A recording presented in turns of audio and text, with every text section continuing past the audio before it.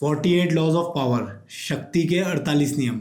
ये बुक इतनी कंट्रोवर्शियल है कि यूएस के कई प्रिजन्स में इसे बैन किया गया है, क्योंकि इस बुक में बताए गए लॉज इतने मैनिपुलेटिव, अनएथिकल और ब्रूटल हैं कि लोगों को वो गलत लगते हैं। पर पावर हासिल करने के लिए आपको मैनिपुलेटिव, अनएथिकल और ब्रूटल होना होगा। अगर नहीं होते हो तो आप पावर हासिल नहीं कर सकते, और किसी तरह आप पावर हासिल कर भी लेते हो तो ज्यादा टाइम तक पावर में रह नहीं पाओगे, क्योंकि जो लोग इस पावर के गेम को खेलते हैं और इन लॉज को फॉलो करते हैं वो तुम्हें गाजर मूली की तरह काट के आगे निकल जाएंगे। तो अगर आपको अपना कटवाना नहीं है तो कम से कम आपको ये पावर के रूल्स पता होने चाहिए, चाहे आप इनका इस्तेमाल करें या ना करें। जैसा कि आचार्य चाणक्य ने भी कहा है कि सीधे पेड़ सबसे पहले काटे जाते हैं।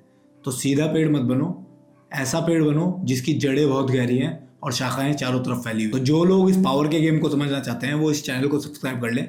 मैं 48 के 48 नियम पे अलग अलग वीडियो बना के अपने चैनल पे पोस्ट करूँ। तो स्टार्ट करते हैं। Law number 1, never outshine your master. Law number 1 कहता है कि कभी भी अपने आप को अपने सुपीरियर या बॉस से इंटेलिजेंट मत दिखाओ, चाहे आप कितने भी इंटेलिजेंट हो।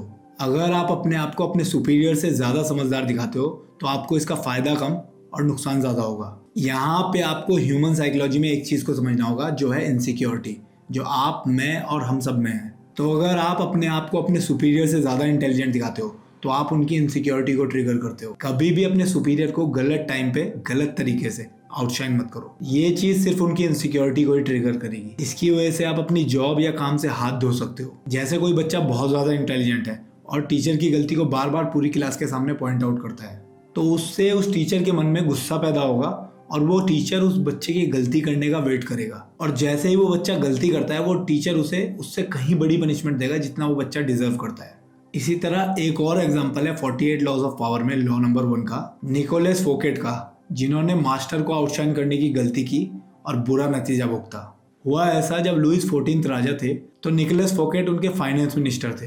तभी लुइस के चीफ मिनिस्टर मैजरीन की अचानक से डेथ हो गई। क्योंकि निकोलस फोकेट राजा के बहुत करीब थे तो निकोलस फोकेट को लगा कि अब राजा ये मिनिस्टर की पोस्ट उन्हें देगा, पर राजा ने ऐसा नहीं किया। उल्टा राजा ने चीफ मिनिस्टर की पोस्ट को ही खत्म कर दिया। तो इस सब को देख के निकोलस को ऐसा लगा कि राजा उनके बारे में भूल रहा है। इसीलिए निकोलस फोकेट ने अपने महल में एक बहुत बड़ी पार्टी दी जिसमें गेस्ट ऑफ ऑनर राजा को बुलाया गया। इस पार्टी में बहुत सारे नामचीन लोग आ रखे थे, उनमें से कुछ राजा के दोस्त भी थे। लोगों ने निकोलस की पार्टी को देख के उसकी बहुत तारीफ की। निकोलस को लगा वो ऐसा करके राजा को खुश कर रहा है, पर असल में राजा मन ही मन निकोलस की पार्टी से बढ़ती हुई पॉपुलैरिटी से इनसिक्योर और जेलस हो चुका था, जिसका नतीजा ये हुआ कि अगले ही दिन राजा के सिपाहियों ने निकोलस को जाके गिरफ्तार कर लिया। निकोलस पे राजा के खजाने से पैसा और सोना चुराने का आरोप लगाया गया, जो कि उसने किया तो था, पर वो सब कुछ उसने राजा के कहने पे ही किया। पर निकोलस की एक भी बात नहीं सुनी गई और उसे जेल में डाल दिया। निकोलस ने वही गलती करी, ही आउटशॉन द मास्टर, जिसका नतीजा ये हुआ कि निकोलस को अपनी आजादी से हाथ धोना पड़ा। ये कहानी हमें अच्छे से समझाती है कि कभी भी अपने मास्टर की इनसिक्योरिटी को ट्रिगर मत करो और अपने मास्टर को कभी आउटशाइन मत करो। जब भी कभी भी आप अपनी लाइफ में किसी सुपीरियर के साथ काम कर रहे हो तो कभी भी उनका अपनी नॉलेज या किसी भी चीज से डिसरिस्पेक्ट मत करो।